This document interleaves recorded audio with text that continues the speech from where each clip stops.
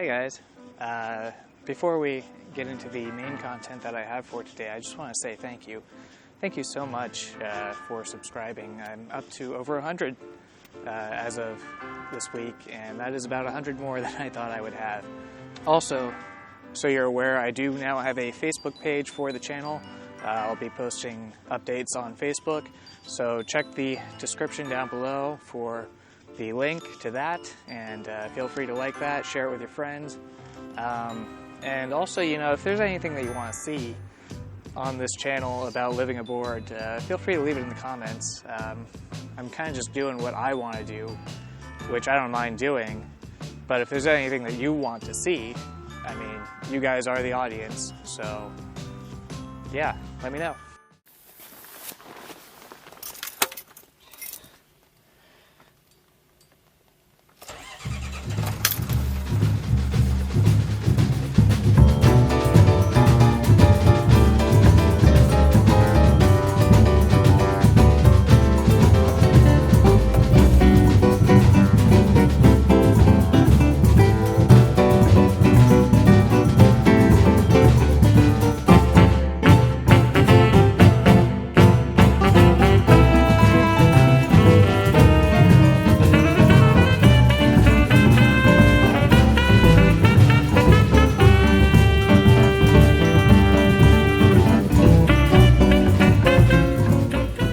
Okay, I just got off of work and I'm ready to check out what the board did over the last week.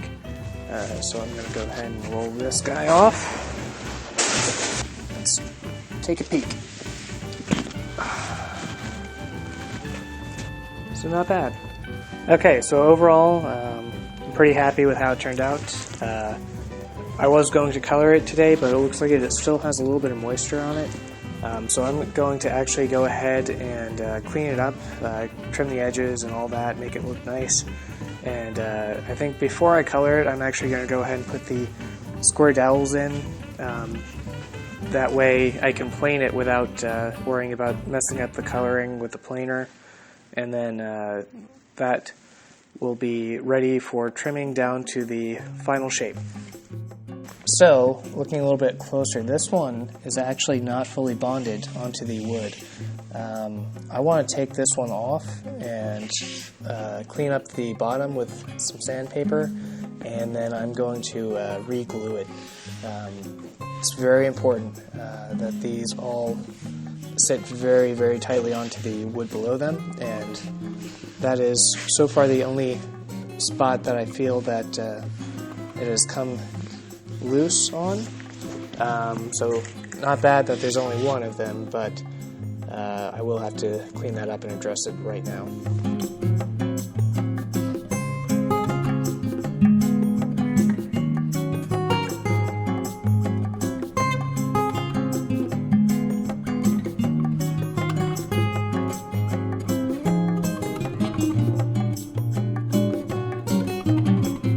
So now the new strip is glued down and drying. While that is drying, I will come back and trim these off, clean up the grooves a lot, and get ready to start gluing in the hardwood strips that will go in between here. And as a reminder, this is what we're going for. This is the ideal final product. So, lining it up there, you can see it's about right. This is from a different part of the boat.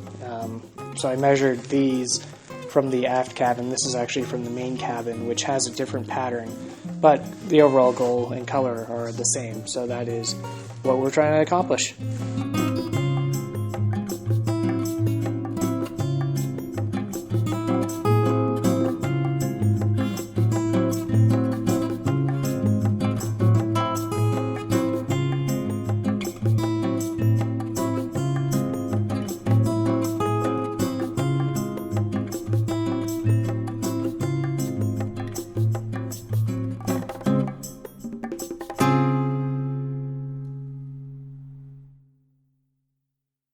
Alright, we're back at the boat. I've been playing around with the color, trying to get this to match. As a reminder, here is what we're trying to match it to. And I think I'm very close with just the varnish. I want to try adding some teak oil to the mix and see if I can get that reddish color in. As you can see here, the tone is about right, but the pitch it needs to be a little bit more red. So we're going to try that. So for this experiment, what I'm going to do is I'm going to try just teak oil on the corner, and I'm going to try teak oil mixed with a little bit of varnish. Now, this is not a recommended thing to do normally, but the varnish that I'm using, the spar varnish, it's actually a oil-based varnish. So that is the oil compared to the varnish. And next I'm going to mix up a cup of varnish mixed with a little bit of teak oil. Okay, I have our teak oil and varnish, our oil-based varnish. The oil-based part is important. If it was a different kind of varnish, I wouldn't even dare doing this. I'm going to brush that on right next to our pure oil sample. And looking at it, it does not look any different than the varnishes over here. One thing that I haven't done yet is sand the other applications of varnish, so I'm going to do that real quick. And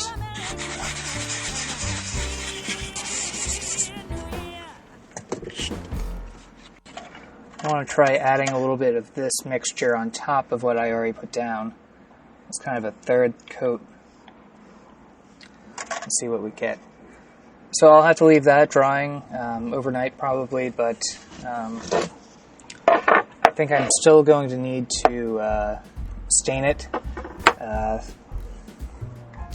That red mahogany color, and then varnish on top of that. Let me go ahead. While I'm at it, I'm going to go ahead and put some of the varnish on top of there, and a little on top of there, and there, and there. That way I can get a good comparison between all the different stain combinations I've already done. The life of owning a boat. So, since last time, I've really thought about it long and hard, and I decided to actually get real holly instead of guessing with that other stuff. So I picked up a chunk. It's about 2 feet long, which is a perfect length, and it has some clean sections in it that I can turn into nice long strips. Unfortunately, the wood shop that I had to buy this from did not have it in a dowel form already, so I'm going to be carefully cutting this, because this is a very expensive wood, into 1/4-inch thick strips this way first, and that'll give me 1/4-inch thick by about 1 inch thick or 1 inch wide strips, and those strips will be cut down to the final 1/4-inch by 1/4-inch dowels. I'm doing it this way by hand because I don't have access to my wood shop right now, because I did not plan for this. I think this is something that could really be done by hand a lot more accurately than with a big bad blade on jigsaw. So that is what I will try to do.